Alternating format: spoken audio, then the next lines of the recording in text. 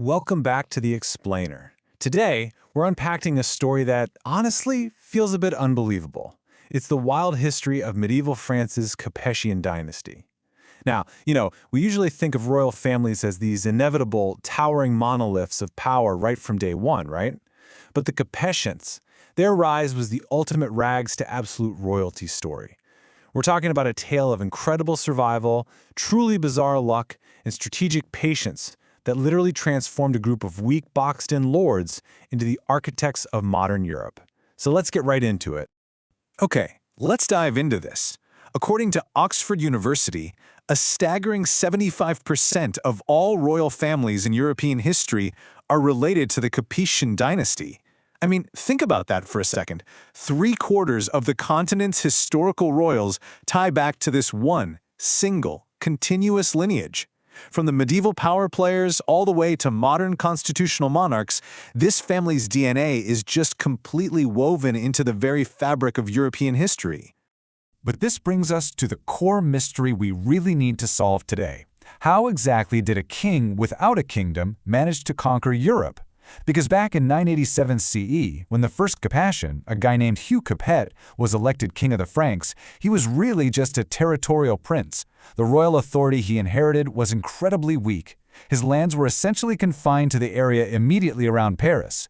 He was totally boxed in by these mighty neighbors, like the Dukes of Normandy and the Counts of Flanders. He had the fancy title, sure, but almost zero real power outside his own literal backyard. Now, that was a massive gap between expectation and reality here. When Hugh Capet was crowned, he absolutely had the church on his side. He received the most ornate coronation ceremony known to man, allegedly anointed all over his body with holy oil brought straight down from heaven by St. Remigius. People even credited him with magical healing powers. That's the expectation. But the reality?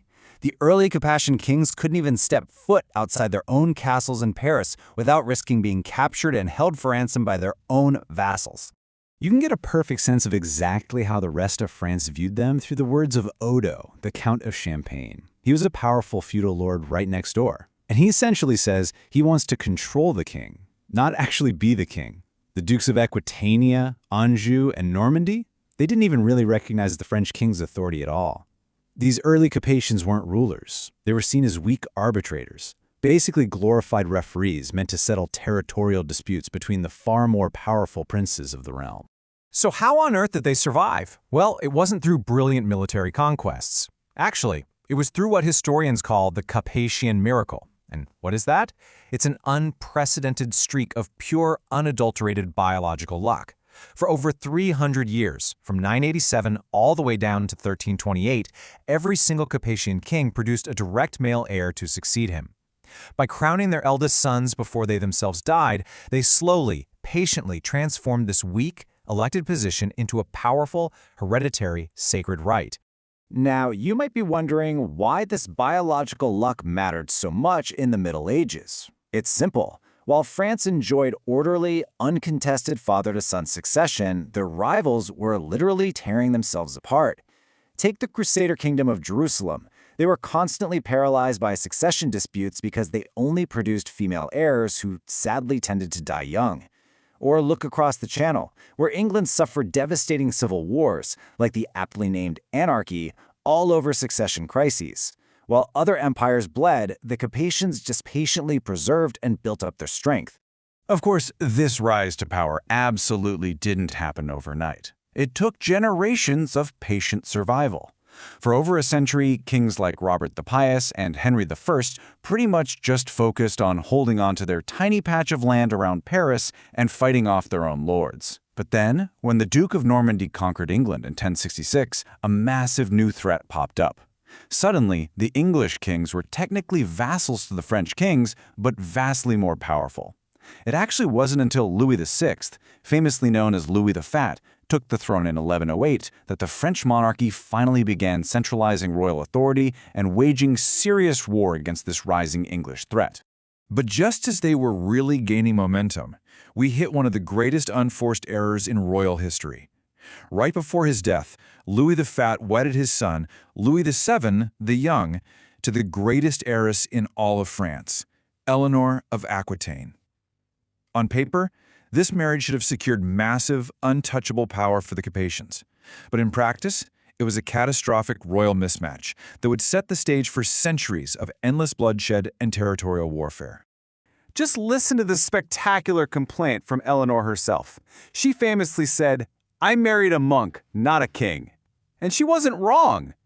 Louis VII was morose, lugubrious, and just incredibly hyper-pious.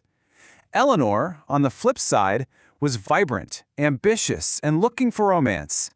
They were deeply, fundamentally incompatible from day one, and Louis's intense religious zealotry was about to drag them both into a completely disastrous military venture overseas.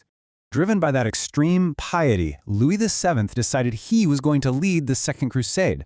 And it was an absolute humiliation. His army, this massive, zealous mix of fanatics and fugitives, was totally decimated by Turkish surprise attacks in Anatolia. Louis himself was struck by these intense, paranoid delusions that everyone around him was a traitor. They finally managed to reach Damascus, and what does this mighty Christian army do? They lay siege to it for exactly 4 days, completely give up, and retreat in total shame, having regained absolutely zero territory. And this failure was the final nail in the coffin for an already doomed marriage, which triggered a massive butterfly effect. In 1152, just 8 weeks after finally getting a divorce from Louis, Eleanor married the man who would soon become King Henry II of England. Because of this, she delivered the massive, ridiculously wealthy territory of Aquitaine directly to the English crown. Henry now ruled from Scotland all the way down to the Pyrenees. He was suddenly vastly more powerful inside France than the French king himself. A continental superpower clash between France and England was now completely inevitable. So the Capetians fight back against the English for the next century and a half, slowly but surely clawing back their authority. But then we hit a brick wall. The year is 1328. The Capetian Miracle, that incredible 300-year streak of father-to-son biological luck, finally, abruptly runs out.